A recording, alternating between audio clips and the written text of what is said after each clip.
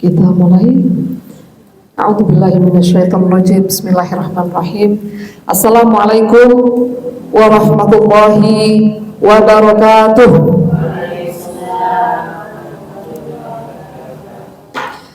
Innal hamdalillah nahmaduhu wa nasta'inuhu wa nastaghfiruh wa na'udzu billahi min syururi anfusina wa min sayyiati a'malina.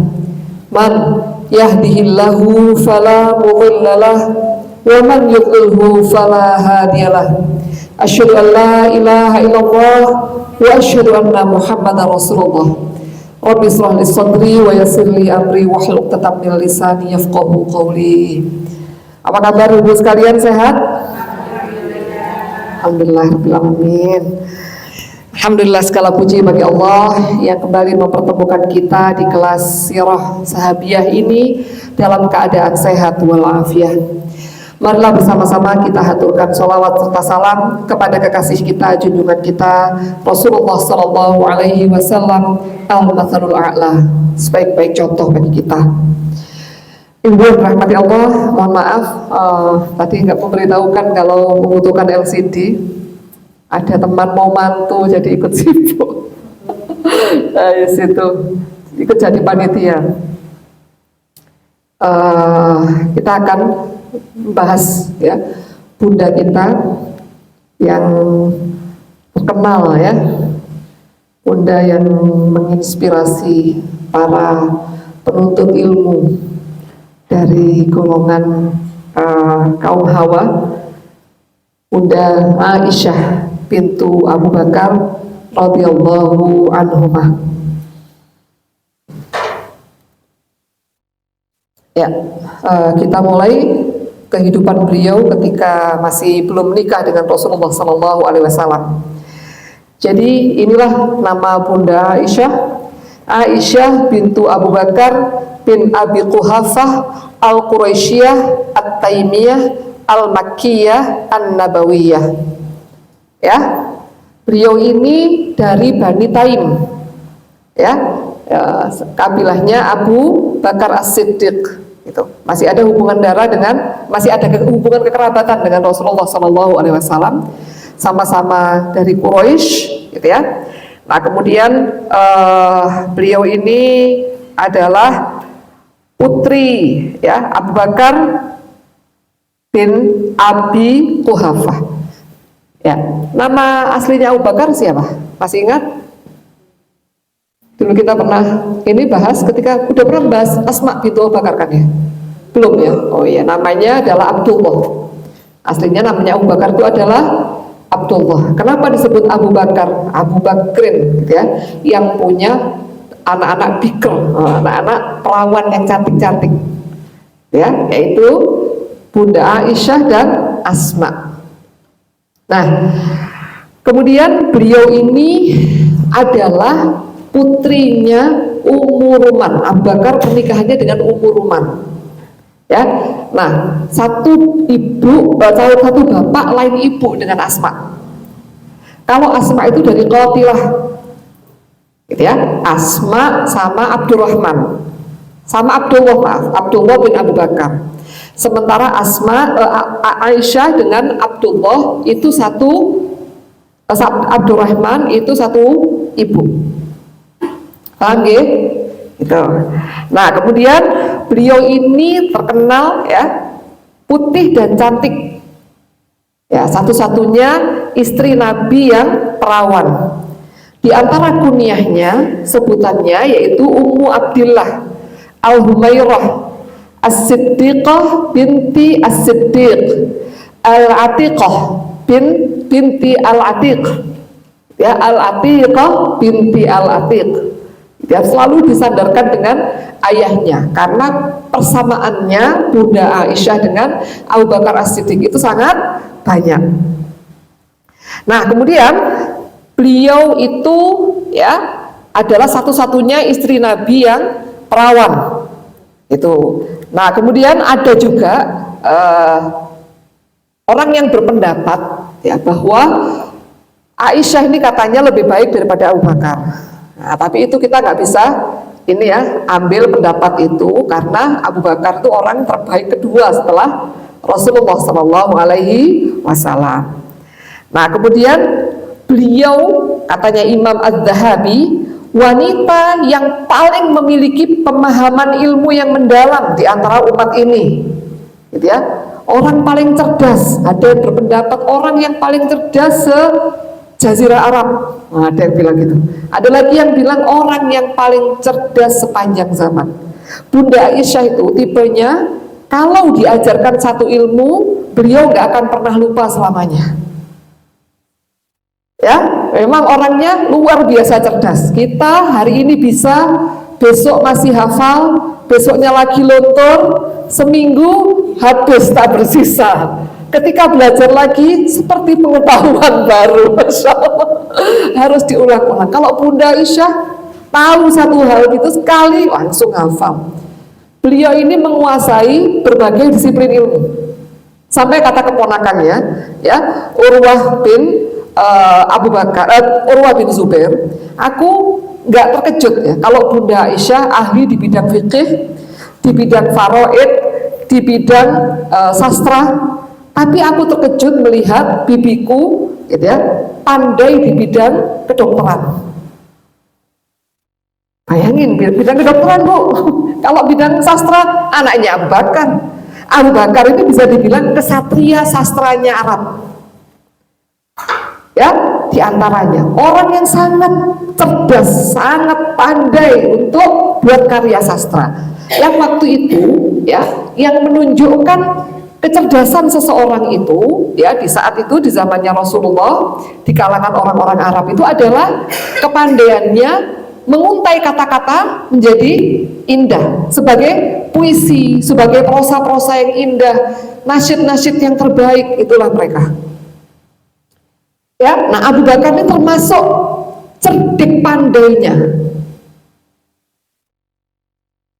gitu ya. Nah, makanya gak heran kalau Bunda Aisyah sangat pandai dalam ilmu sastra, tapi ilmu kedokteran, katanya keponakannya.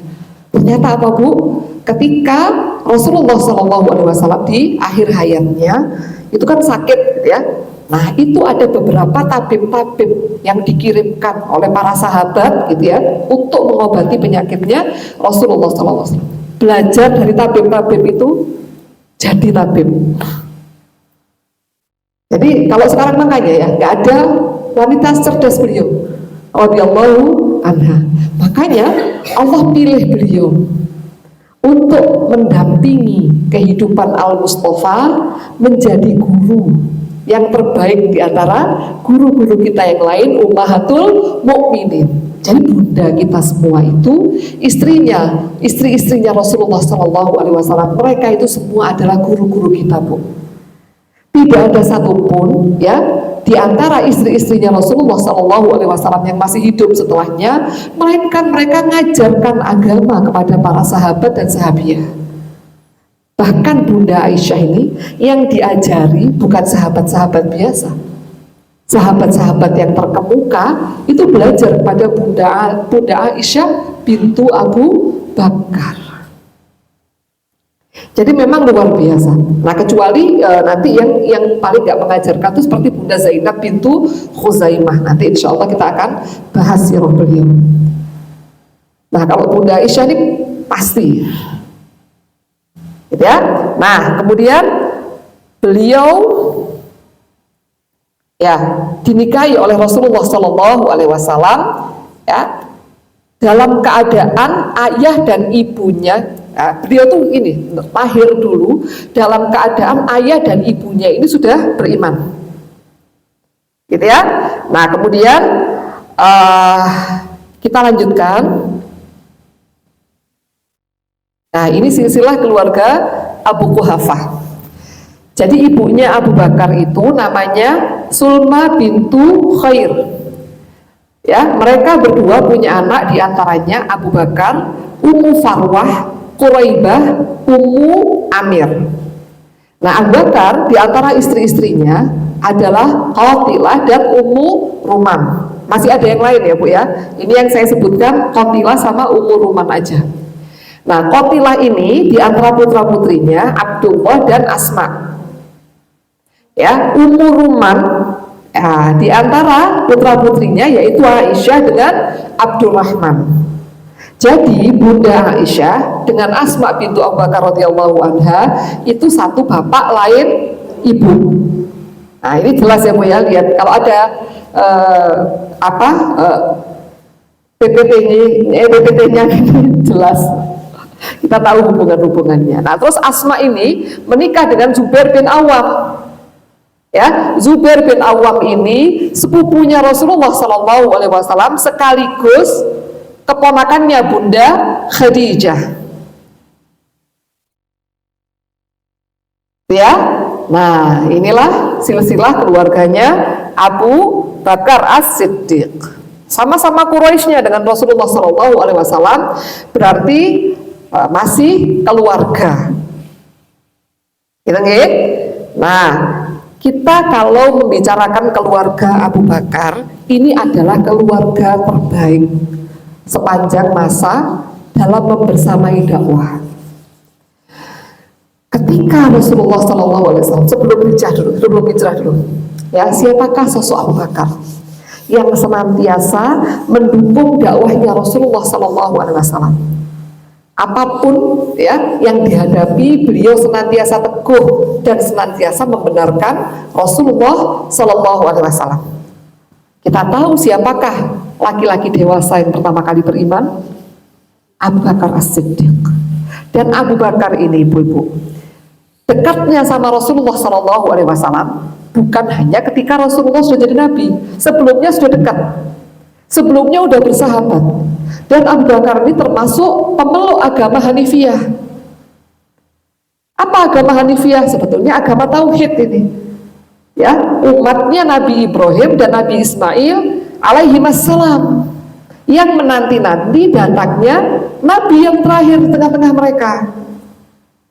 Sudah semenjak dulu Abu Bakar As-Siddiq ini kagum dengan pribadinya Muhammad bin Abdullah Sallallahu Alaihi Wasallam.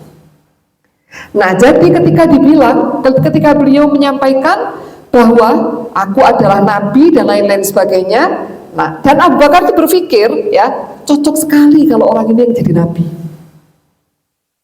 Maka ketika Rasulullah Sallallahu Alaihi Wasallam ya menyatakan bahwa beliau diutus oleh Allah Subhanahu Wa Taala, ya, untuk membawa alam yang lagi terpuruk dalam dunia kejahiliahan, dalam kegelapan, dibawa menuju cahaya Islam, maka Abu Bakarlah yang pertama kali membenarkan. Makanya disebut apa? As-Siddiq, yang senantiasa membenarkan. Ibu-ibu yang dirahmati Allah, ya, membenarkannya Abu Bakar terhadap agama ini itu diuji berkali-kali oleh Allah. Di fase-fase awal dakwah, Abu Bakar itu memberikan hartanya. Bahkan Abu Bakar rela untuk dianiaya demi menyelamatkan sahabatnya yang sangat dicintainya. Pernah suatu ketika Rasulullah Shallallahu Alaihi Wasallam ini mau dipukulin sama orang-orang Arab jahiliyah. Maka Abu Bakar As-Siddiq radhiyallahu anhu yang membela beliau, sampai-sampai beliau ini dianiaya sampai hampir mati. Udah babak belur sampai pingsan.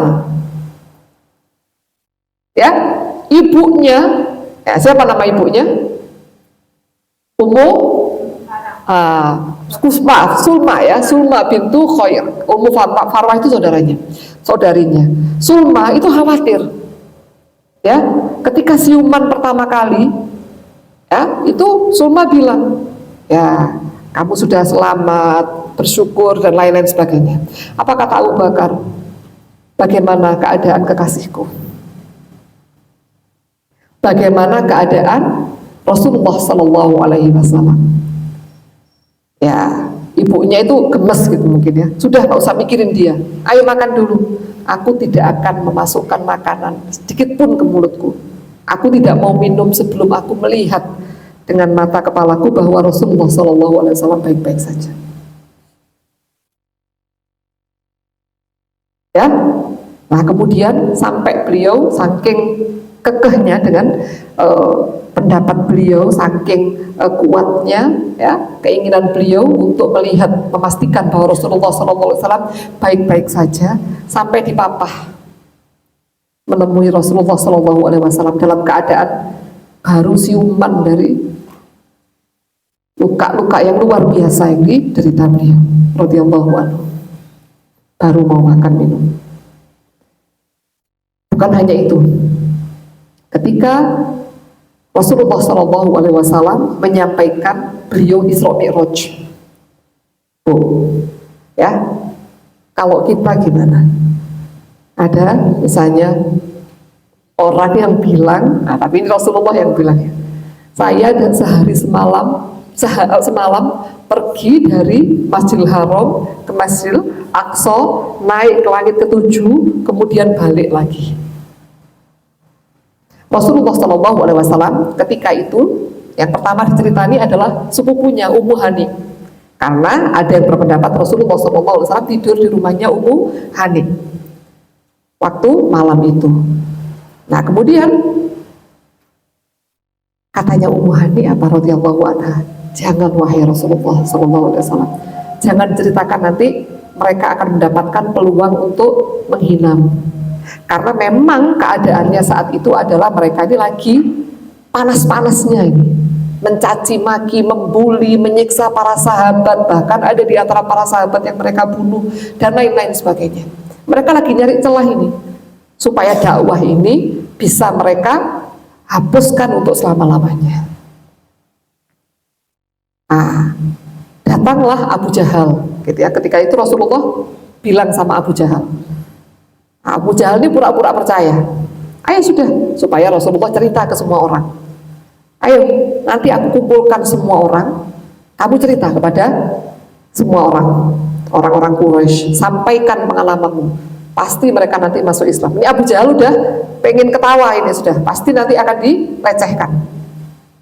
Nah, kemudian dikumpulkanlah Quraisy, semua mereka tertawa terbahak-bahak, dan Abu Jahal bilang, ini loh makanya, ini pembohong. Ya, mendapatkan celah untuk menghina Rasulullah SAW. Rasulullah bilang ada buktinya. Aku tahu ini apa untanya fulan, sampai hiasannya, mereka jalan di mana, airnya sempat aku minum, untanya sempat hilang, aku yang bilang di mana. Itu bukti-bukti itu mereka nggak pedulikan. Nah, ketika Abu Bakar datang, waktu Abu Bakar lagi safar, datang dan kemudian Abu Jahal bilang, belum ketemu Rasulullah, tahu nggak kamu, Abu Bakar, tuh sahabatmu yang kamu puji-puji selama ini, dia bilang begini dan begitu. Apa kata Abu Bakar? Dengar ya Abu Jahal, Muhammad SAW bilang seperti itu, aku percaya. Jangankan itu, sekarang aku lihat tembok ini putih, Muhammad bilang itu hitam, maka aku akan menafikkan pandanganku dan aku bilang tembok itu hitam. Radhiyallahu anhu. Bukan hanya itu, ya, ketika hijrah kita tahu seperti apakah, ya, kemudian Abu Bakar nanti yang menengahi, yang masalah Isra Mi'raj itu Abu Bakar yang menengahi, datang di tengah-tengah Quraisy membela Rasulullah SAW dan kemudian bilang, ya Rasulullah sampaikan kepada mereka seperti apakah Masjidil Aqsa. Aku pernah ke sana. Disebutkan sama Rasulullah SAW seolah-olah beliau sedang melihat Masjidil Aqsa saat ini. Rasulullah kan juga fatonah gitu ya, cerdas. Langsung disebutkan semua, nah ya kan. Orang-orang Quraisy mereka nggak berhenti, musyrikin Quraisy mereka nggak berhenti membuli Rasulullah SAW, walaupun kafilah dagang yang Rasulullah katakan dilewatin ketika perjalanan pulang dari Mi'raj itu persis seperti apa yang disebutkan oleh Rasulullah SAW. Ketika mereka ditanya, iya, hiasan untanya sama seperti yang dikatakan oleh Rasulullah. Juga mereka pernah kehilangan air, mereka pernah kehilangan unta, semua dibilang. Tapi mereka tetap bahkan ya semakin menjadi-jadi kekafiran mereka. Dan Abu Bakar As-Siddiq tetap senantiasa bersamanya. Bahkan nanti ketika sebelum hijrah dulu. Sebelum hijrah ini, Bu, sempat Abu Bakar As-Siddiq karena khawatir dianiaya, itu berhijrah ke Barqul Ghimat, ya, satu daerah ke arah Yaman, karena beliau mengkhawatirkan dirinya akan disiksa oleh orang-orang musyrikin Quraisy. Dan waktu itu ada satu orang yang bersedia, orang Mekah yang bersedia untuk menjadi penjaminnya. Abu Bakar pun pulang. Ya, kalau orang benci sama Rasulullah SAW, kira-kira sama sahabatnya gimana? Apalagi ini sahabat yang nyata-nyata membela. Ketika hijrah, Abu Bakar ini ketika mau hijrah, ya, mau hijrah, kan para sahabat turun perintah hijrah, para sahabat itu berhijrah satu persatu mereka ke Madinah, hijrah sembunyi-sembunyi. Abu Bakar juga minta izin sama Rasulullah SAW mau berhijrah. Katanya Rasulullah SAW, jangan wahai Abu Bakar, siapa tahu aku diperintahkan untuk berhijrah bersama. Ini kalau bahasa kita arep-arep nih Abu Bakar jadinya. Seneng bisa nemeni Rasulullah SAW berhijrah.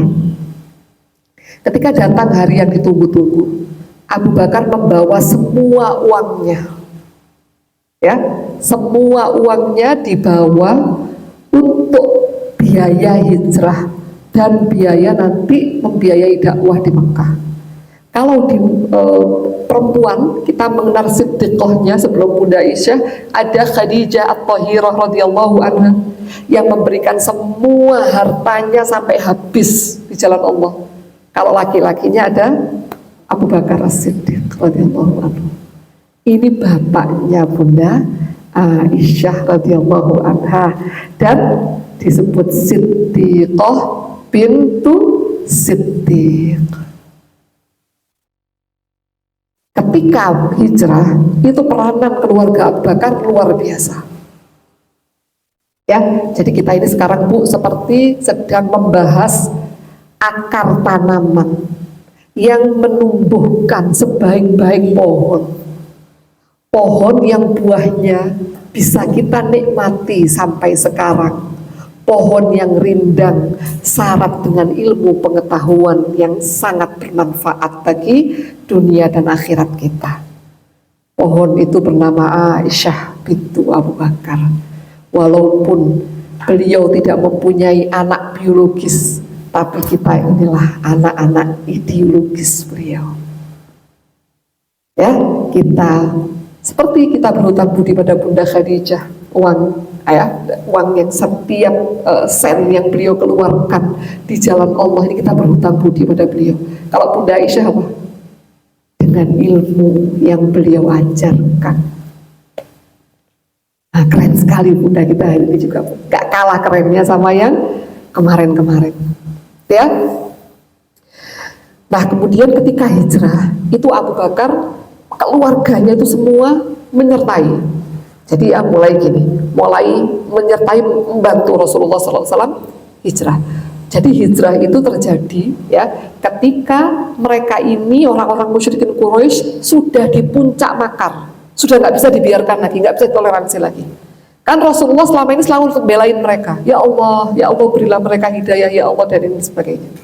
Sampai akhirnya mereka merencanakan makar yang paling jahat, yaitu mereka mau membunuh Rasulullah SAW.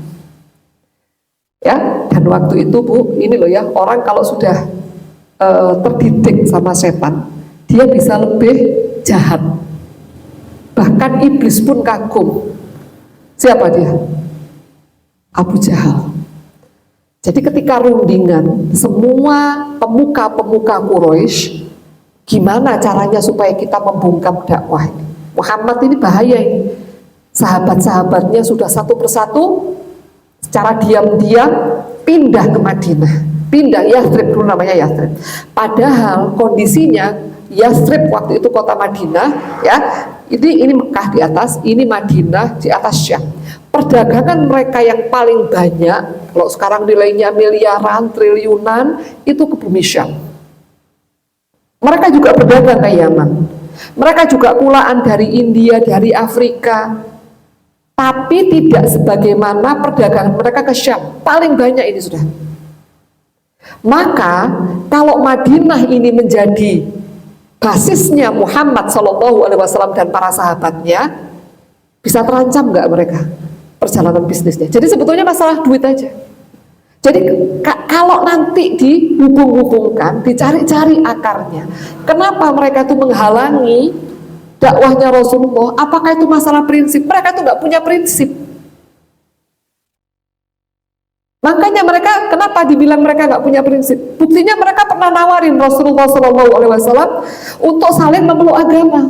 Udahlah Muhammad, tahun ini nyembah Allah, kami mau semua Quraisy. Tahun depan Allah juga, tapi ya sama inilah Lata Uzza Manat Hubal dan lain sebagainya. Kan udah adil, fair. Itu bahasanya gitu ya. Allah Subhanahu wa taala menurunkan surat Al-Kafirun. Ya, mereka sudah menemui jalan buntu, sudah nggak mungkin sudah.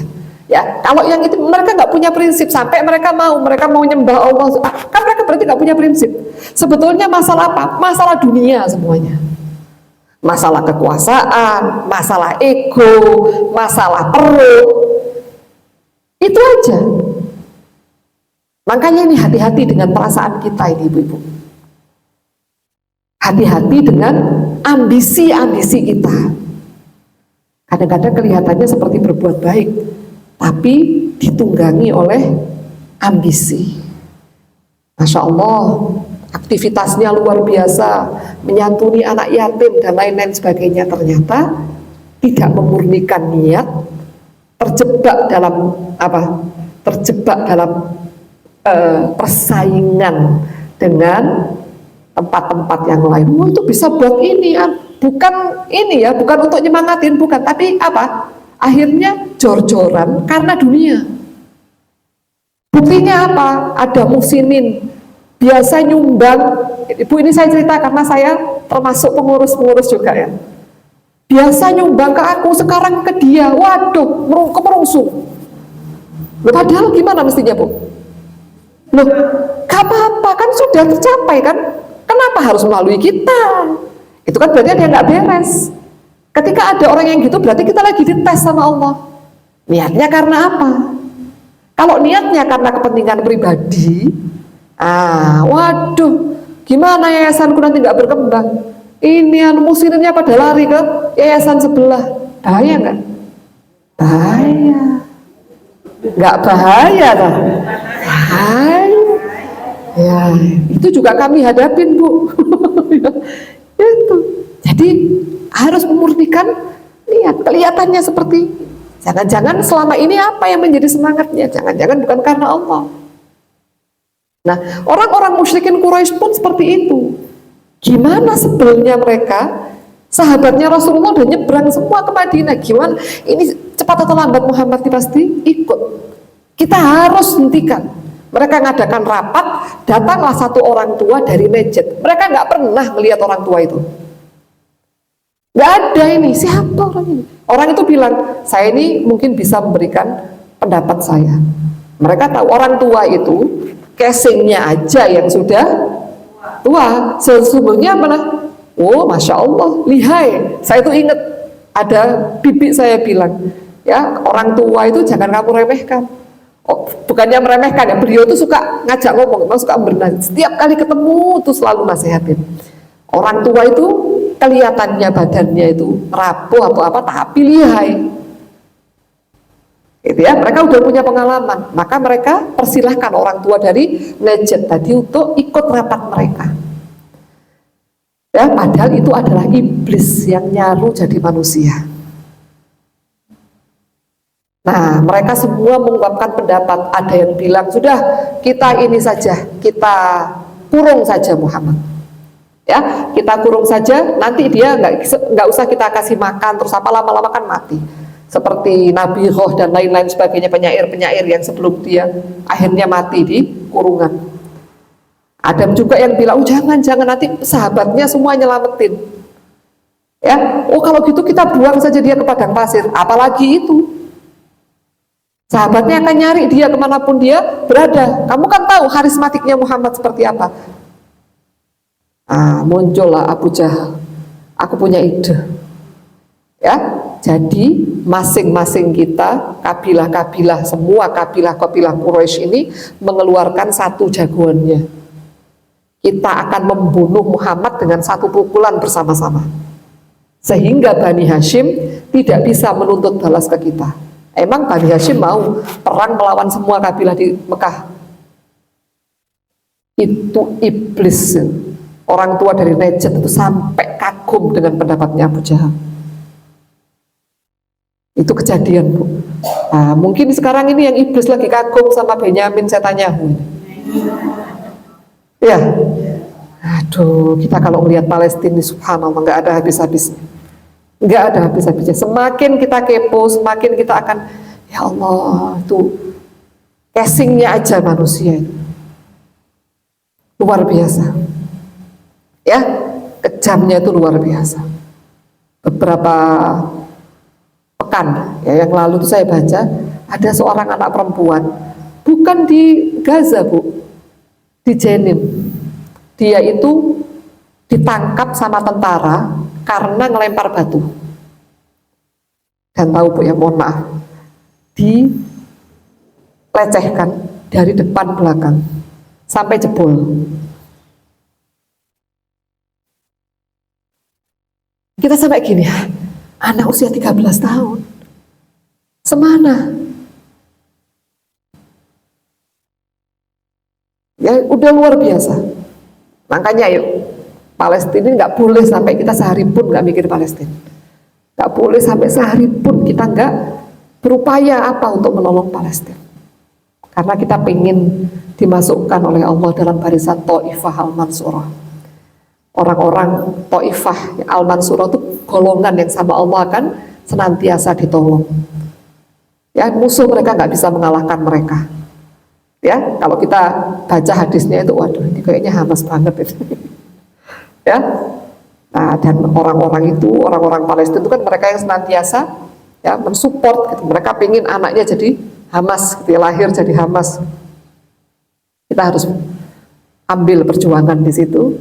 Ya, karena apa? Menyiapkan perbekalan seseorang yang mau berangkat ke medan perang itu, kita mendapatkan pahala yang sama dengan orang berperang. Gitu ya, angkanya jangan sampai enggak. Ya. Nah, kemudian kita berangkat, kepada Rasulullah SAW dan Abu Bakar lagi. Nah, kemudian mereka pun berangkat, ya, hijrah.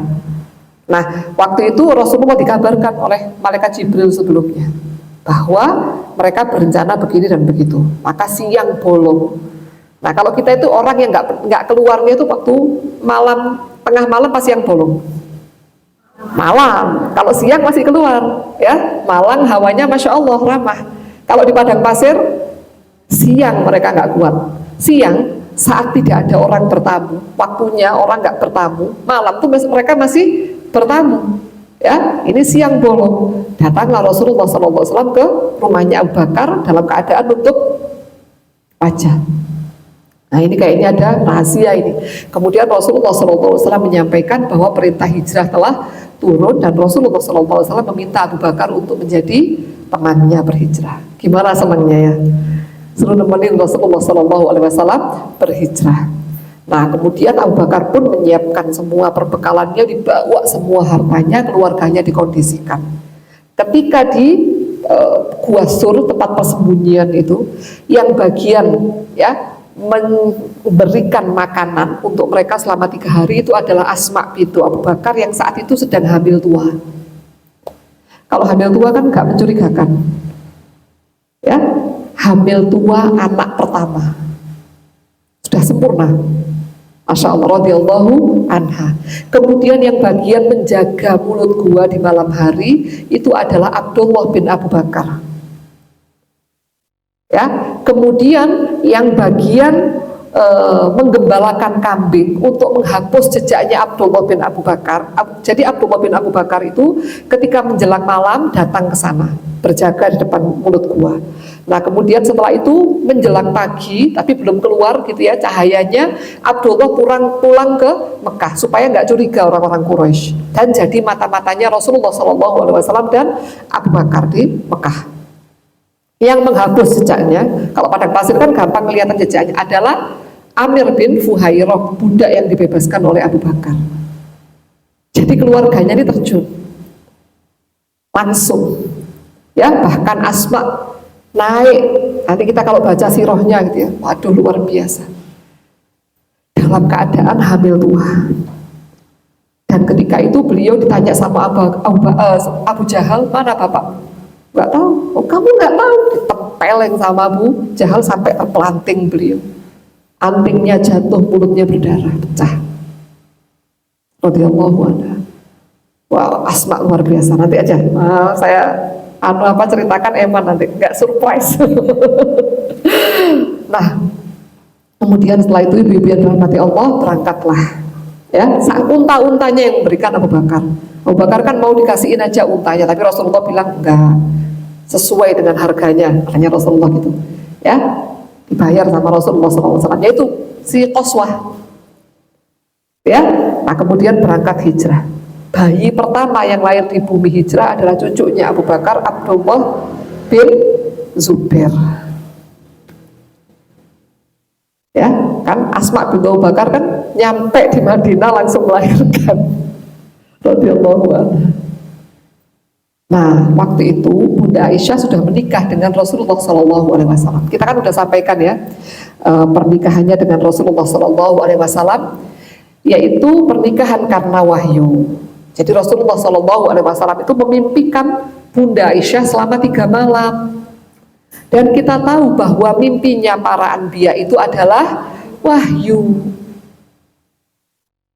Ya, dan waktu itu ya Rasulullah SAW tidak langsung meminang Bunda Aisyah. Apa mimpinya? Ini Bunda Aisyah menceritakan bahwa Rasulullah bersabda, aku diperlihatkan kepadamu dalam mimpi selama 3 malam. Malaikat Jibril membawa gambarmu dalam sepotong kain sutra. Ia kemudian berkata kepadaku, ini istrimu. Ya, kemudian disingkap sama Rasulullah. Ya, membawa kain sutra gitu. Ya, ini ada yang berpendapat warnanya hijau. Kemudian ini istrimu. Ya, nah, kemudian dibuka sama Rasulullah SAW. Ternyata fotonya Bunda Aisyah. Kita nggak bisa bayangkan fotonya atau lukisannya, pokoknya di situ ada gambarnya Bunda Aisyah. Gitu ya. Nah, apa kata Rasulullah SAW? Jika ini ketentuan Allah, pasti dia laksanakan. Nah, apa yang dilakukan Rasulullah? Langsung minang. Kita tahu hatinya Al-Mustafa waktu itu sedang berkabung, sedang terkoyak, gitulah ya, kalau bahasa yang dramatis. Ya, dengan wafatnya istrinya yang sangat dicintainya, yaitu Khadijah At-Thahirah. Ya. Nah, kemudian datanglah Khawlah bintu Hakim. Nah, kemudian beliau ini adalah suaminya Khawlah ini adalah Utsman bin Maz'un radhiyallahu anhuma. Utsman bin Maz'un ini ya masih pamannya Bunda Hafsah.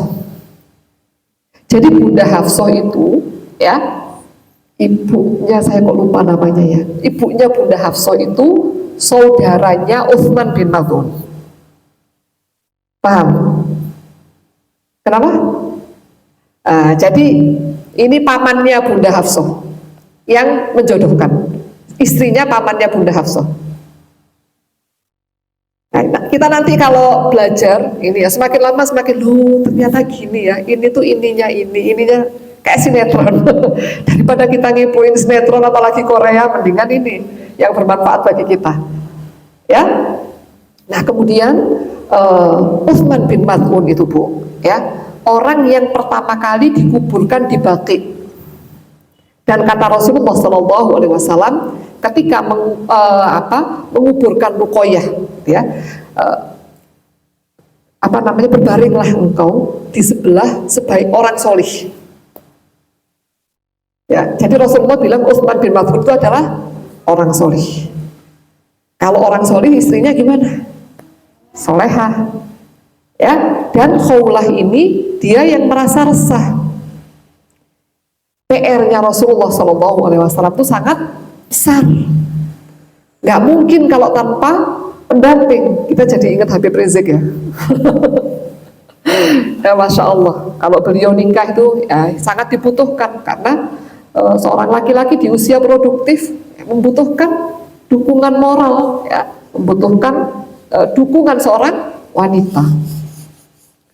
Nah, yang dipikirkan oleh Khawlah waktu itu, rumah tangga Nabawi ini membutuhkan sosok yang matang sebagai lanjut Bunda Khadijah At-Thahirah untuk mendidik putra-putrinya Rasulullah, putri-putrinya Rasulullah Sallallahu Alaihi Wasallam, dan juga membutuhkan sosok yang ceria untuk mengobati luka hatinya Rasulullah Sallallahu Alaihi Wasallam.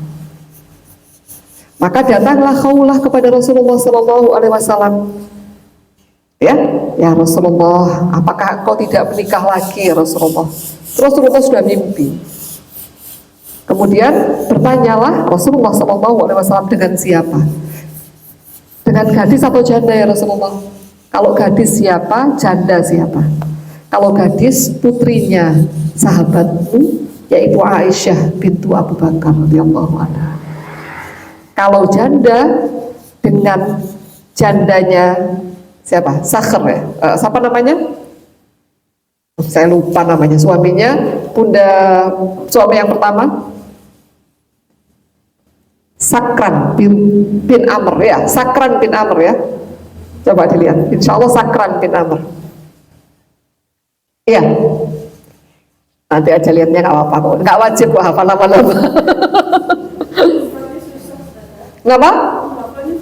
Iya. Namanya. Iya.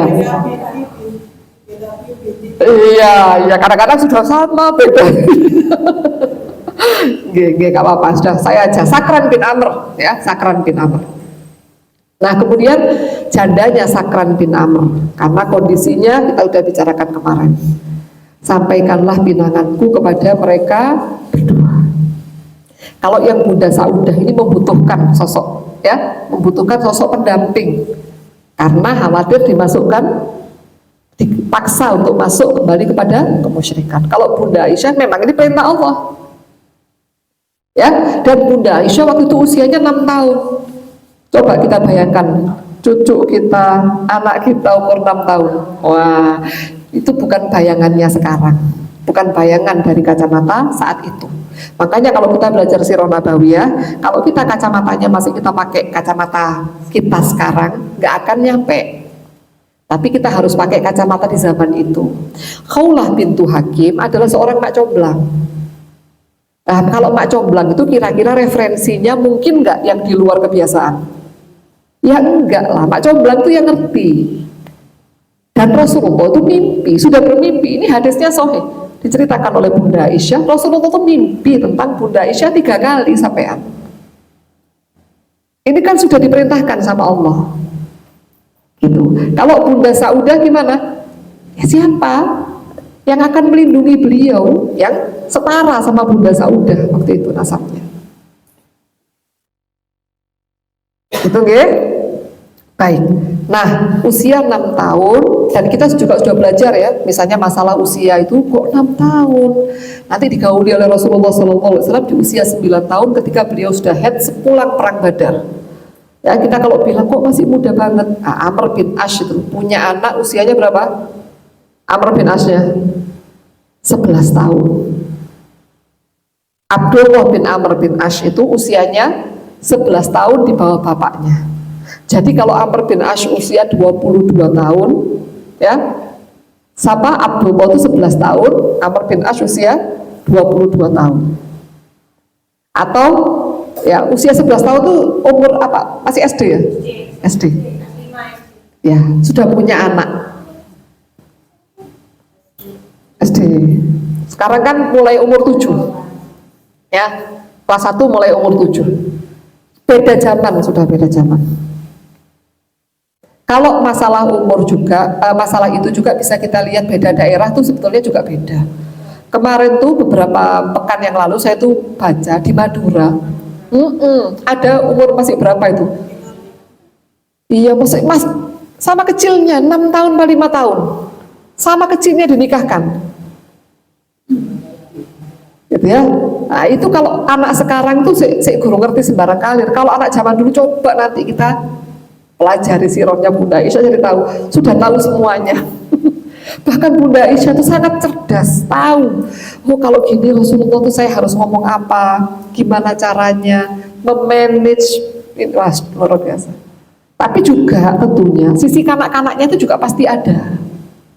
Ya, misalnya kadang-kadang tuh cemburu yang ini ya itu. Tapi Bunda Aisyah tuh nggak pernah cemburu sama seseorang seperti cemburunya sama Bunda Khadijah. Sudah nggak ada yang ngalahkan cemburunya Bunda Aisyah sama Bunda Khadijah. Kita udah bahas ya waktu sirahnya Bunda Khadijah, sampai dibilang, kamu ya Rasulullah, bagaimana mungkin engkau masih mengingat wanita tua Quraisy yang berkulit merah? Apa kata Rasulullah SAW? Wahai Aisyah, ketahuilah, sesungguhnya jika ucapanmu tadi dimasukkan ke laut, maka laut itu akan nggak bisa diminum airnya karena beracun.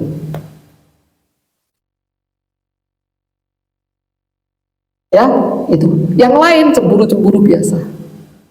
Karena Allah dengan kelembutannya menjadikan hatinya Rasulullah SAW yang paling dicintainya, istrinya yang masih hidup ini adalah Bunda Aisyah. Nanti kita akan bahas sampai istri-istri yang lain cemburu. Padahal Rasulullah tidak membedakan. Ya, sampai cemburu, sampai demo, Bu.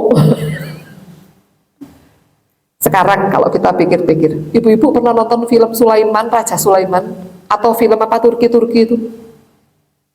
Itu, siapa namanya yang cantik itu? Aduh, siapa ya? Saya tuh dulu pernah lihat film Turki-Turki itu, Bu, yang kayak kerajaan-kerajaan.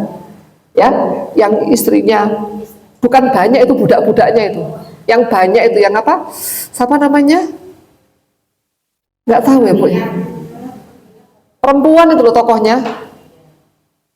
Itu sebetulnya kan budak-budaknya Sultan. Ya. Hurem. Nah, udah tahu Bu ya Hurem? Nggak tahu. Ya Allah. Ya udah. Saya itu tahu karena mirip sama teman saya. Sama Mbak Hana itu loh, kan mirip. Tahu. Saya bilang, lah kok sama-sama teman saya wajahnya. Hurem, itu tadi.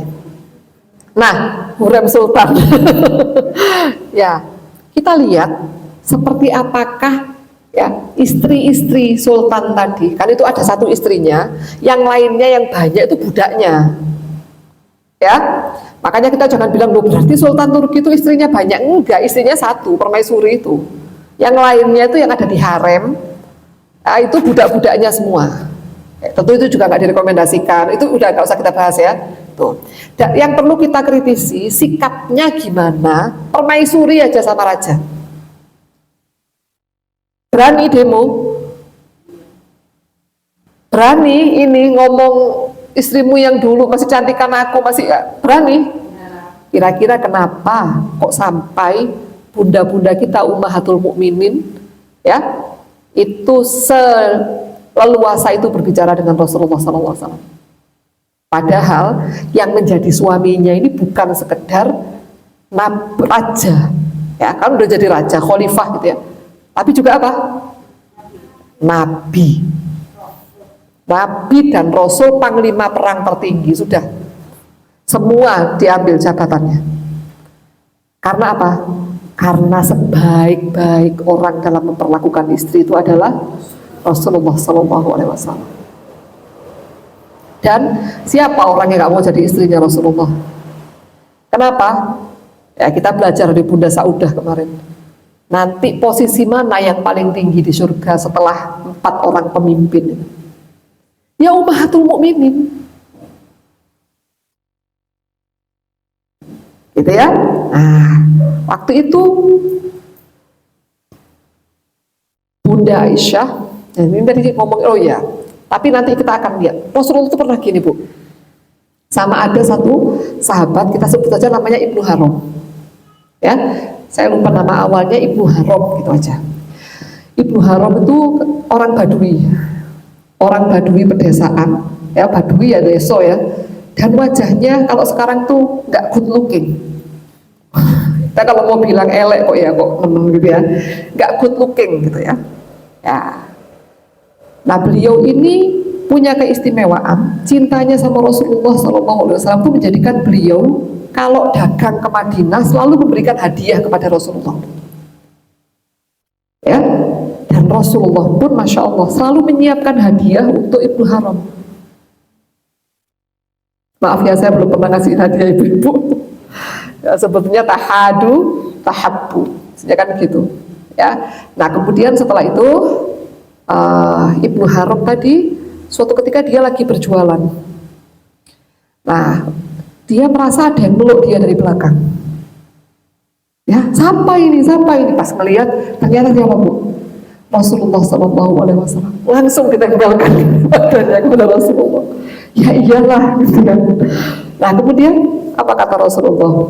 Siapa yang mau beli budak ini? Siapa yang mau beli budak ini? Kan Ibnu Haram mungkin juga bilang gitu ya. Dagangan ini siapa yang mau beli? Rasulullah gitu. Siapa yang mau beli budak ini? Apa katanya Ibnu Haram? Ya Rasulullah, kalau saya itu siapa yang mau beli? Saya ini sudah orang desu, elek. Nah, kalau bahasa kita gitu ya, siapa yang mau beli saya? Apa kata Rasulullah SAW? Bal anta aghla indallah. Oh, akan tetapi kamu itu nilaimu itu sangat tinggi di hadapan Allah Subhanahu wa taala. Ya, dan kamu adalah ahlul jannah. Gitu ya. Masya Allah, Sallallahu Alaihi Wasallam. Kita lihat sedekat itu hubungannya Rasulullah Sallallahu Alaihi Wasallam sama sahabat. Ya, padahal gimana? Itu sahabat. Kita itu kadang-kadang manusia itu ya. Orangnya itu kayak kelihatan rembes terus apa. Kadang-kadang bersihan apa gak ya? Dagangannya nggak mau beli kenapa? Kok ya gak bersihan itu males. Ya, kalau Rasulullah Sallallahu Alaihi Wasallam, Masya Allah. Itu padahal orang desa gak ganteng sama sekali, orang desa yang mungkin standar kebersihannya pun beda sama kita, sama yang di kota. Sampai apa? Tahu kan ceritanya yang Badui kencing di Masjid Nabawi? Karena ya mereka kebiasaannya mereka nggak paham. Seperti apakah Rasulullah SAW memperlakukan mereka? Makanya gak ada akhlak yang lebih manis, lebih indah, lebih agung, melebihi Rasulullah SAW. Nah, sudah ya. Kemudian menikahlah Rasulullah SAW dengan Bunda Aisyah. Nah, ketika hijrah itu sempat gugur rambutnya Bunda Aisyah itu, ya, dan sakit, ya, kemudian gugur. Perjalanan hijrah itu kan nggak gampang ya, nggak gampang melewati padang pasir. Nanti hijrahnya itu bareng dengan Abdullah bin Abu Bakar, gitu ya, bersama keluarganya Abu Bakar yang bersamaan dengan Ali bin Abi Thalib radhiyallahu anhuma dengan keluarganya Rasulullah Shallallahu Alaihi Wasallam, hijrah bareng-bareng. Nah, ketika nyampe di Madinah itu sempat terserang penyakit, gitu ya, Bunda Aisyah sakit di situ sampai rontok rambutnya. Nah, kemudian setelah itu tumbuh lebih lebat lagi. Ya, Bunda Aisyah nanti yang meriwayatkan ya seperti apakah kerinduannya bapaknya Bilal bin Rabah radhiyallahu anhuma kepada kota Mekah sampai mereka itu sakit-sakitan, menceritakan seperti apakah Bilal bin Rabah sampai bersenandung ya, menceritakan tentang apa keindahan Mekah, rindunya pada rumput-rumputnya, rindunya pada gunungnya dan lain-lain sebagainya, sampai terserang penyakit malah rindu tropi kangen. Ya, itu yang meriwayatkan Bunda Aisyah. Dan sampai Rasulullah Shallallahu Alaihi Wasallam ketika Bunda Aisyah cerita, bapaknya juga juga sakit. Ya, sakitnya ya, orang memang ahli sastra, sakitnya ya sambil puisi-puisi gitu, sambil senandung puisi gitu. Makanya kita kalau bilang Ustadz Adi yang apa namanya orang buat puisi itu apa namanya lagu-lagu itu memang ada lagunya Bu, ada lagunya itu mereka bersenandung. Ya cuman nggak pakai alat musik mungkin ya gitu ya. Wallahu alam. Kalau masalah itu saya nggak ini ya. Saya nggak mempelajari, belum mempelajari, nggak berani berpendapat apa-apa. Ya pokoknya mereka sambil dilakukan gitu. Nah kemudian apa? Rasulullah berdoa, ya Allah, gitu ya. Jadikanlah kota ini lebih kami cintai dari kota Makkah. ya, dan pindahkanlah demamnya Madinah ke Jufah, gitu ya. Nah, ibu-ibu lebih cinta mana, Mekah apa Madinah? Saya lebih cinta Madinah. Saya nggak tahu ya, Madinah itu loh banget, kayak deket sama Rasulullah. Memang ada Ka'bah Mekah ya, cuman nggak tahu kayak Madinah itu kayak romantis gitu di Madinah. Wow, mungkin karena ada Rasulullah Sallallahu Alaihi Wasallam. Dan kita kalau bisa gitu ya berdoa untuk di mana kita ingin meninggal tuh, disunahkan berdoa meninggal di Madinah. Kalau akan dibangkitkan bersama dengan Rasulullah Sallallahu Alaihi Wasallam. Amin. Mudah-mudahan Allah karuniakan kita wafat di Madinah Al-Munawwarah. Amin ya Rabbal Alamin. Nah, kemudian ibu-ibu yang dirahmati Allah, dari Bunda Aisyah lah kita belajar seperti apa kesederhanaan rumah tangga Nabawiyah. Jadi nanti menikah dengan serumah dengan Bunda Aisyah itu dalam keadaan pulang dari perang Badar. Dan sebelumnya ya, Bunda Aisyah itu menceritakan ya, waktu itu Bunda Aisyah lagi main sama teman-temannya. Nah, kemudian sama Ummu Ruman dibimbing tangannya, ayo Aisyah gitu ya, dibimbing tangannya sampai ya, saking cepatnya Ummu Ruman itu berjalan, Bunda Aisyah itu ngikutin sampai tersengal-sengal. Bunda Aisyah itu meriwayatkan sampai gitu ya, apa namanya suaranya. Nah, kemudian nyampe di depan pintu, Bunda Aisyah diambilin air gitu ya, dibasuh gini wajahnya, rambutnya dibasuh, kemudian dibimbing ke tengah-tengah kaum wanita Ansor yang kemudian didandani. Karena apa? Ya, mau dipertemukan dengan Rasulullah Shallallahu Alaihi Wasallam. Dan kita tahu ya bahwa putrinya Rasulullah, Ruqayyah Ummu Kulsum, itu juga dinikahkan di usia belia. Mereka itu dipulangkan oleh Abu Lahab ya, dalam keadaan belum disentuh sama suaminya. Paham ya? Jadi yang waktu itu kebiasaan menikahkan 6 tahun itu bukan hanya Bunda Aisyah aja yang dinikahkan seperti itu. Putrinya Rasulullah pun begitu. Nah, ini yang agak istimewa ini Fatimah Az-Zahra radhiyallahu anha. Ini mencapai usia matang baru menikah. Nanti insya Allah kita akan bahas ya. Itu. Nah, Ummu Abiha sibuk ini ya, bantuin dakwahnya ayahnya. Itulah Fatimah Az-Zahra. Nah, kemudian Bunda Aisyah kemudian ditandani dipertemukan dengan Rasulullah Shallallahu Alaihi Wasallam. Dan waktu itu di rumah tangga Rasulullah Shallallahu Alaihi Wasallam sudah ada Bunda Saudah. Dan Bunda Saudah ini ya paling dekat dengan Bunda Aisyah, paling sayang dengan Bunda Aisyah.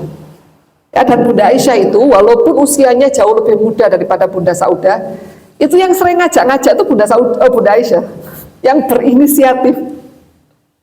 Ya, dan Bunda Aisyah itu ngefans sama Bunda Saudah. Tahu ya orang yang gitu ya, karena mungkin bijaksana Bunda Saudah itu, kemudian juga ini ngomong gitu ya. Jadi Bunda Aisyah itu akhirnya apa? Sangat kagum. Ya, aku nggak ada seorang pun yang aku paling ingin menjadi seperti dia kecuali Saudah.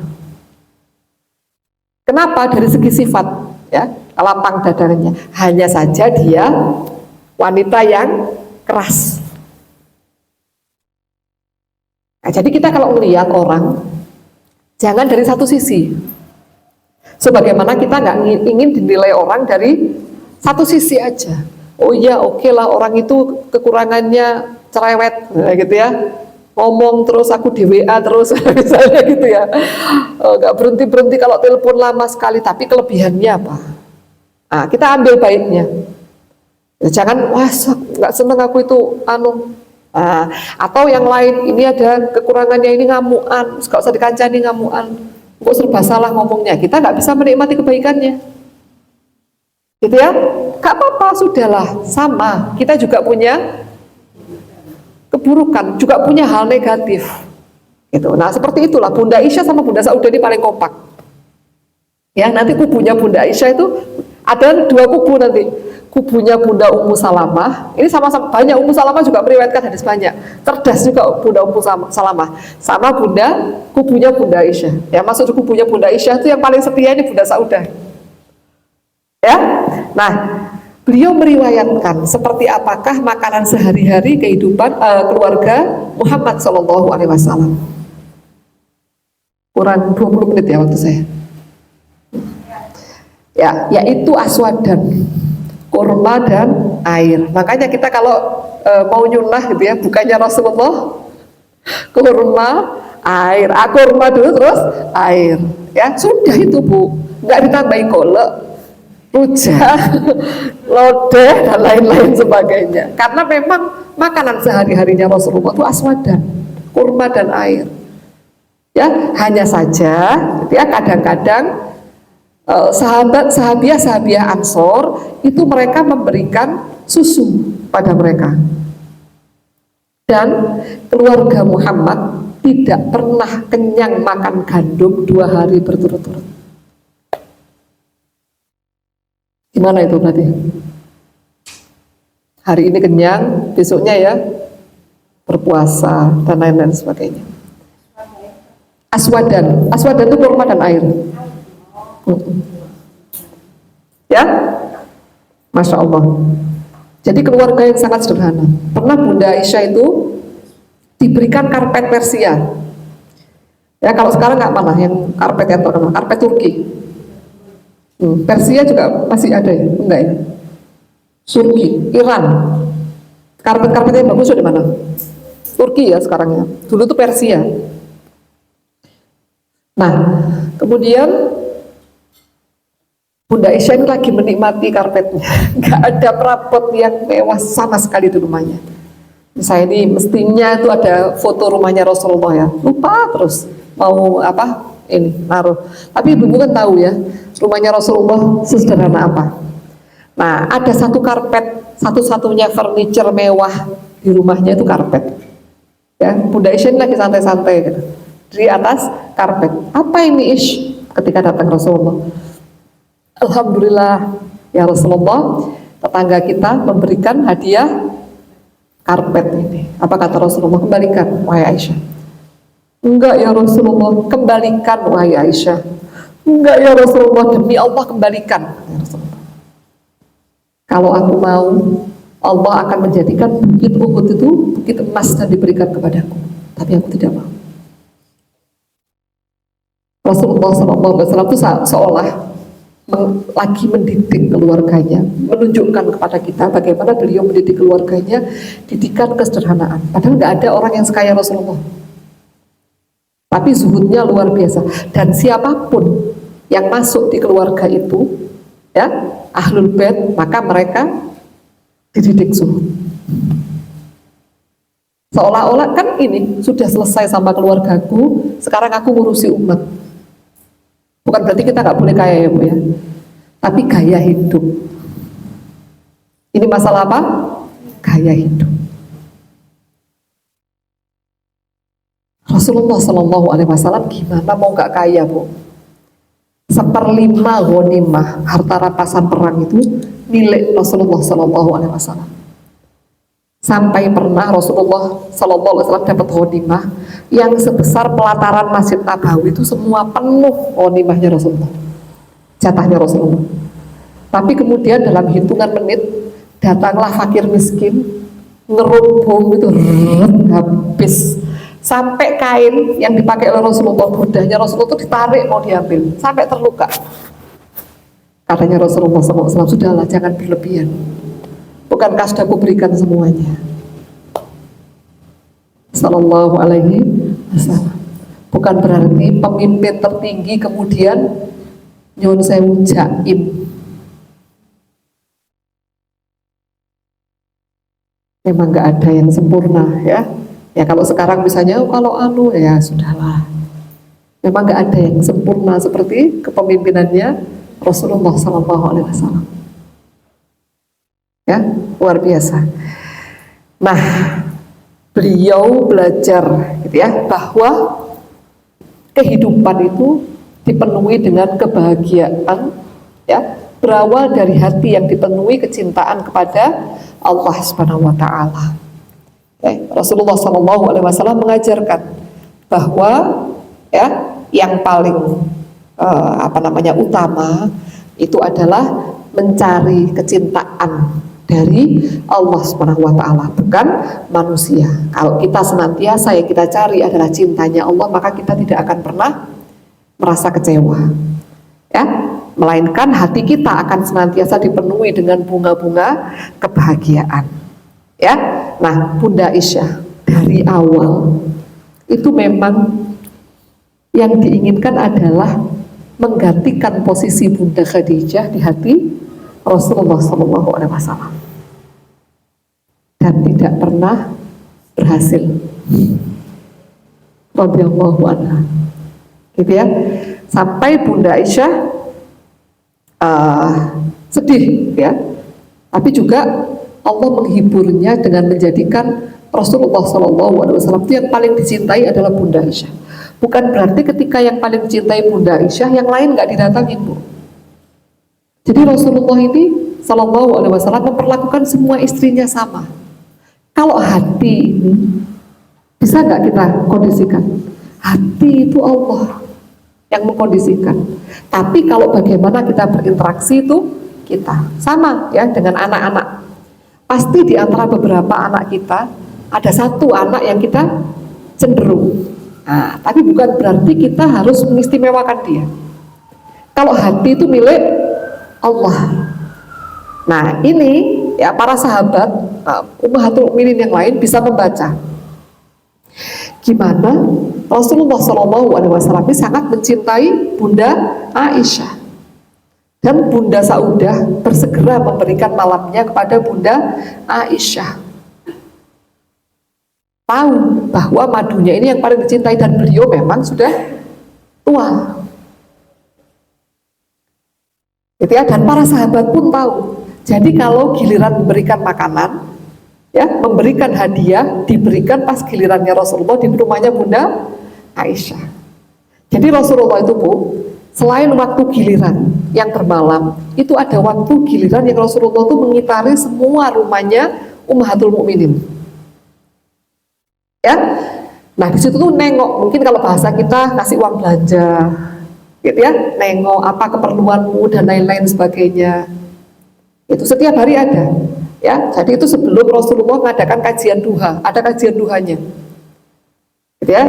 Namanya bukan kajian duha, gitu ya, kajian yang waktu-waktu duha itu. Itu Rasulullah berkeliling ke rumahnya istri-istrinya satu persatu. Makanya nanti ada ceritanya madu itu, canda madu tentang madu itu.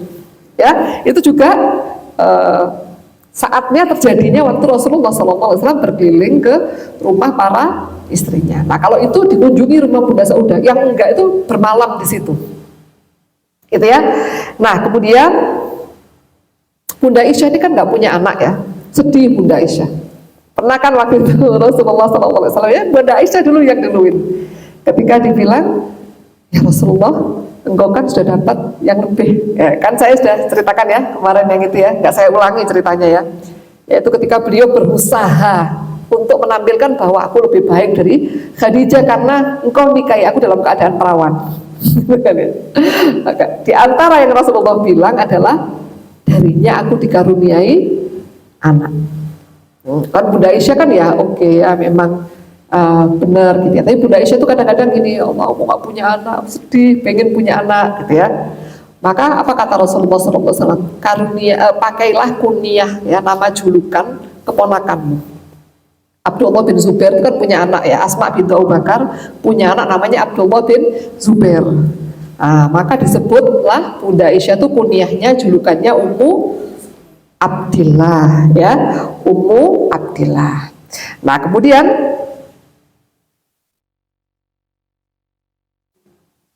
ini namanya juga Bunda Aisyah itu bersama-sama dengan Rasulullah SAW usia 9 tahun, ya, usia 9 tahun yang masih ada usia permainan, ya. Bunda Aisyah punya boneka permainan, ya. Bunda Aisyah suka bermain-main dengan teman-temannya, gitu ya.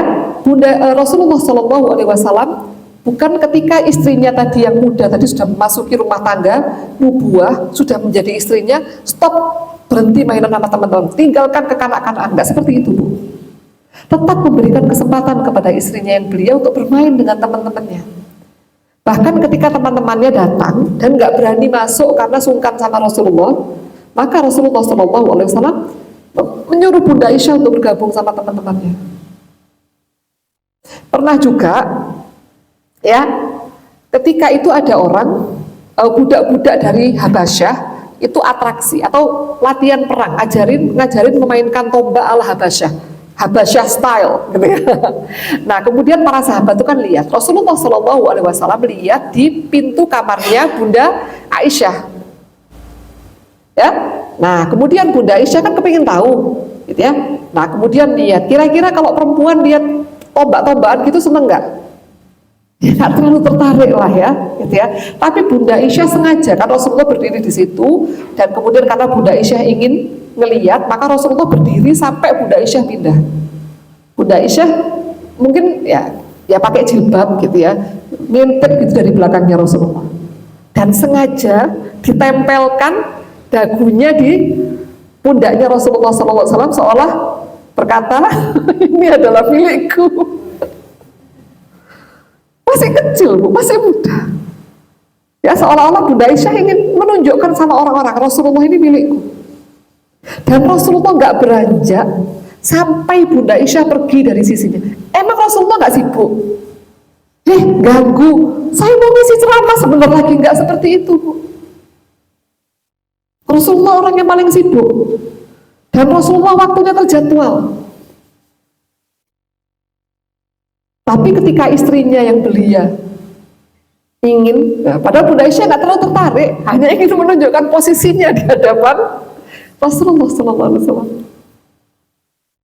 Ya, nah kemudian Rasulullah SAW suatu ketika pulang dari perang Tabuk ya atau perang Khaybar itu datang ke rumahnya Bunda Aisyah, gilirannya Bunda Aisyah, kemudian angin bertiup. Terbuka, tersingkap jendelanya Bunda Aisyah, dan di situ ada boneka-bonekanya Bunda Aisyah. Ya, di antara bonekanya itu ada yang kuda-kudaan. Kemudian ada sayapnya dari kertas. Kemudian Rasulullah ngambil boneka tadi itu. Ini apa, Ish? Kuda. Kok ada sayap? Lah, Rasulullah nggak tahu ya kalau Nabi Sulaiman kudanya ada sayapnya. Itu Rasulullah ketawa sampai kelihatan gerahamnya. Kita kalau gitu lama iki mek Nabi wani warah gitu. Rasulullah tuh ketawa, Bu. Ya, makanya nggak ada akhlak yang terindah, ya, seperti akhlaknya Rasulullah. Dan tidak ada orang yang terbaik, suami terbaik seperti Rasulullah SAW. Ya, nah kemudian ibu-ibu yang dirahmati Allah.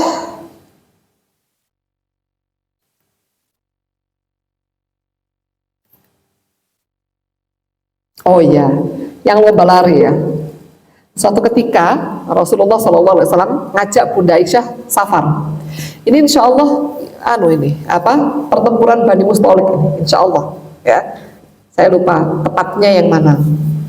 Safar. Jadi Rasulullah itu kalau safar itu kan menggilir istri-istrinya. Siapa ini gilirannya ini safar terus apa. Suatu ketika Bunda Aisyah, gilirannya Bunda Aisyah ikut safar. Nah kemudian sengaja Rasulullah SAW ngajak Bunda Aisyah untuk melambat ya, untuk udah kita di sini dulu biar terlambat dari kafilah gitu ya. Diajak lomba lari sama Rasulullah SAW. Gitu ya, kata Bunda Aisyah bahwa waktu itu ya masih belum banyak dagingnya, masih langsing, gitu ya, aku menang. Tapi ya masa Bunda Aisyah menang? Ya pasti Rasulullah SAW yang memberikan kesempatan pada istrinya. Gitu ya. Rasulullah itu kekuatannya sama seperti 10 orang, pecah batu segitu besarnya aja bisa sekali pecah, gitu ya. Nah, apalagi lomba lari sama Bunda Aisyah dibiarin. Tapi ketika aku sudah berdaging, gitu ya, maka aku kalah. Sebetulnya itu kelembutan Rasulullah SAW kepada Bunda Aisyah. Gitu ya. Jadi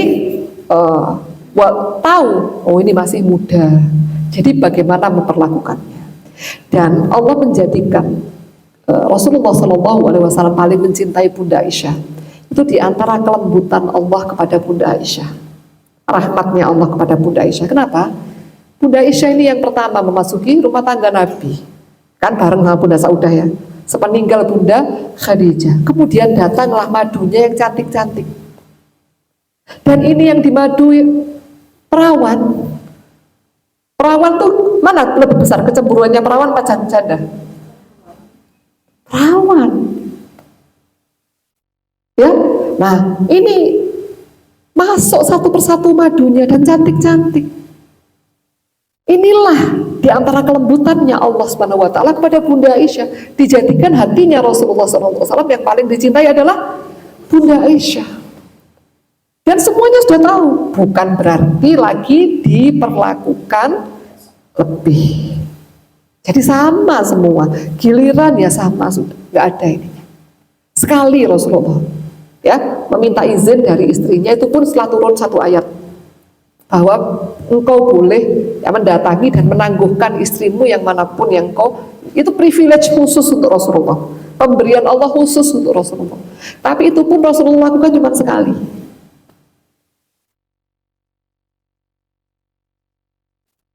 Ya, jadi luar biasa Rasulullah SAW. Kita nggak bisa membandingkan Rasulullah sama suami kita, mohon maaf. Yang pertama, suami kita bukan raja. Ya kan, raja kita memang ya. Saya itu kalau panggil suami saya raja dan lain-lain sebagainya gitu ya. Nah, tapi ini adalah raja, memang benar-benar raja. Raja di Arab saat itu yang kekuasaannya paling luas, panglima perang tertinggi, dan nabi dan rasul, udah kurang apa? Maka kita nggak bisa bilang kok gitu. Coba bandingannya, coba lihat itu film-film itu kerajaan itu gimana. Permaisuri, raja-raja di Jawa aja Bu, kita lihat permaisurinya tuh gimana sama rajanya. Kalau Rasulullah pernah Bunda Aisyah tuh cemburu. Suatu ketika ini gilirannya Bunda Aisyah. Ya, datanglah Bunda Zainab bintu Jahsy. Ya, Bunda Zainab bintu Jahsy itu saingan ketatnya Bunda Aisyah. Ya, kenapa? Sama pinternya, sama cantiknya, dan nasabnya sama tingginya sama Bunda Aisyah. Cerdas juga. Gitu ya. Jadi yang paling menyamai kedudukannya Bunda Aisyah itu Bunda Zainab. Dan ini sepupunya Rasulullah. Dan Bunda Zainab dinikahkan oleh Allah dari langit ketujuh dengan Rasulullah. Yang nikahin bukan orang tuanya, Allah langsung nikahin. Kurang apa? Ya, suatu ketika jatahnya Bunda Aisyah, Bunda Zainab ini datang bawa makanan kesukaannya Rasulullah. Ya, ini di depannya para sahabat. Ya, ini ada para sahabat itu datang Bunda Zainab. Ya, kita jangan bayangin terus ini ya, para ummatul ummah itu ya dengan pakaiannya, cadaran terus apa ya nggak kelihatan gitu ya, diberikan sarung ya, istilahnya dengan sarungnya itu berarti sudah nggak kelihatan semua. Ya, diberikan kepada Rasulullah SAW. Bunda Aisyah keluar dengan pakai sarungnya, ditampel langsung sampai pecah. Nah, itu jangan jauh-jauh raja kalau itu. Suami kita aja gimana kalau gitu? Gak sopan, pasti digitukan kita. Kalau itu,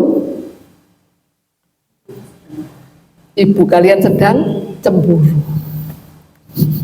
Sallallahu alaihi wasallam. Dan kemudian, ayo Aisyah, ganti makanannya sama piringnya.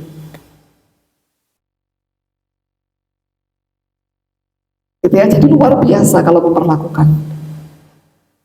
Tuh, sallallahu alaihi wasallam. Kita semakin kenal sama ummatul mukminin, sama Rasulullah, kita semakin sayang banget ya Allah. Ini nabimu yang luar biasa. Ya, yang kami harapkan syafaatnya kelak.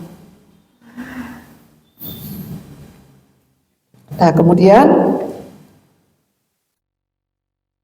Bunda Aisyah juga meriwayatkan seperti apakah Rasulullah SAW di dalam rumahnya. Kita tadi udah bahas posisinya Rasulullah yang sangat tinggi, tidak menghalangi beliau untuk melakukan pekerjaan-pekerjaan rumah tangga. Beliau menjahit sendiri kasutnya yang bolong, nambal bajunya sendiri, bantu cuci piring. Ya, dan lain. Makanya Bu, anak-anak laki-laki kita biasakan untuk mengetahui pekerjaan rumah tangga. Kita biasakan untuk membantu kita di rumah. Ya, ada yang priayi-priayi biasanya, ya, anak laki-laki nggak kenal dapur. Kita ganti sekarang kebiasaan itu dengan kebiasaan Islam. Seperti apa Rasulullah SAW sudah mengajarkan kepada kita, memberi contoh kepada kita semua. Ya, nah Rasulullah pernah ya suatu ketika Abu Bakar ini As-Siddiq menghardik Bunda Aisyah karena bersuara keras kepada Rasulullah. Ceritanya ini Abu Bakar ini dengar mau izin masuk rumahnya Rasulullah, rumahnya Bunda Aisyah, dengar Bunda Aisyah ini lagi ngomong, ini lagi cemburu atau apa, ya lagi ada masalah rumah tangga lah, gitu ya. Nah kemudian Bunda Aisyah itu ngomong yang keras sama Rasulullah, ya. Maka ketika masuk, Abu Bakar sudah diizinkan masuk, langsung dimarahi anaknya, ya. Maka apa kata Rasulullah SAW? Ya, aku sudah tidak marah, gitu ya. Dan tolong jangan disalahkan, Aisyah nggak salah. Tadi itu yang terjadi itu masalah kami dan tidak membawa ya kalau itu no hurt feeling gitu ya kalau kita. Nah sudah kemudian mereka tertawa-tawa dan lain-lain sebagainya. Apa kata Abu Bakar? Tolong libatkan aku dalam keromantisan kalian, dalam canda kalian, sebagaimana kalian melibatkan aku dalam pertengkaran kalian. Kalau kita bilang kan siapa yang melibatin gitu ya. Nah seperti itulah. Ya, yang terakhir Rasulullah SAW tidak pernah memukul apapun dengan tangan beliau kecuali saat beliau berjihad di jalan Allah. Ya, nggak pernah mukul, marah aja, suara nada tinggi aja nggak pernah. Dan Rasulullah SAW orang yang senantiasa menahan marahnya. Jadi Bunda Aisyah tahu Rasulullah itu marah kalau apa? Kalau wajahnya itu merah dan kemudian apa? Ada keringat. Ini Rasulullah nahan marah. Rasulullah marahnya ditahan. Nah, Bunda Aisyah langsung tahu tuh kalau lagi marah sama Bunda Aisyah passwordnya apa? Khadijah, aku dikaruniai cintanya.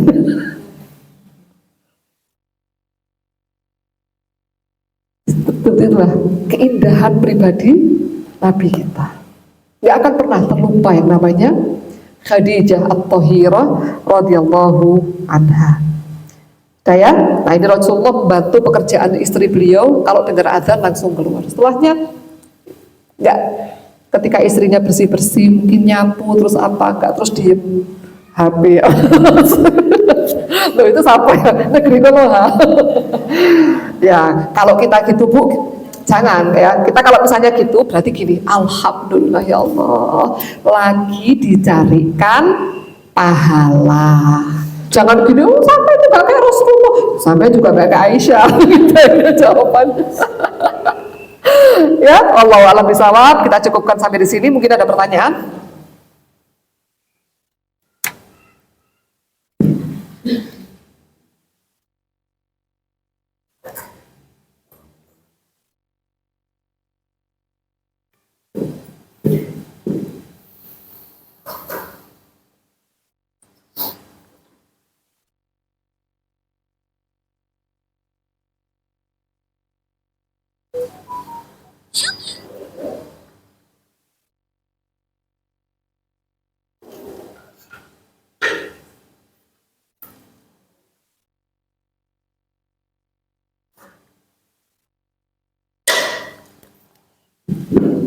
Tidak ada?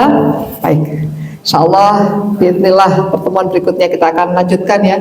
Kalau materi Bunda Aisyah mohon maaf mungkin agak lama, bisa 2-3 kali pertemuannya. Karena memang hadis yang beliau riwayatkan, kan semua yang kita bahas ini berdasarkan hadis-hadis yang beliau riwayatkan. Ya, mungkin agak panjang, mohon izin, karena banyak hadis yang beliau riwayatkan. Kita cukupkan sampai di sini. Kita akhiri dengan istighfar dan doa kafaratul majlis.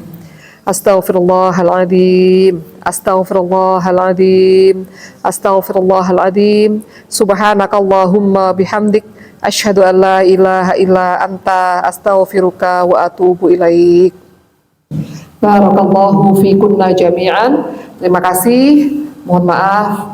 Semoga Allah mampukan kita untuk meladani jejak-jejak indah yang telah dirintis oleh bunda-bunda kita semua. Amin ya rabbal alamin.